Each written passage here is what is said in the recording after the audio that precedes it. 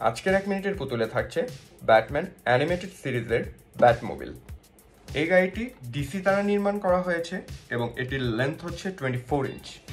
1992 সালে the Batman animated series প্রথম বের হয়, যেখানে এই গাড়িটিকে আমরা প্রথম খুঁজে পাই। এরপরই সব কালেক্টরদের কাছে এবং ফ্যানদের কাছে এই গাড়িটি খুবই বেশি পছন্দ হয়ে ওঠে। এই গাড়িটি ডেকো স্টাইল গাড়ি থেকে অনুপ্রাণিত হয়ে নির্মাণ করা হয়েছে, যা আমরা 1930-এর দশকে খুঁজে পাই। এই গাড়ির ফিচারও খুবই নাইস। আপনারা ব্যাটারি দিয়ে এই গাড়ির সামনের দুটি লাইট এবং পিছনে দুটি লাইট জ্বালাতে পারবেন।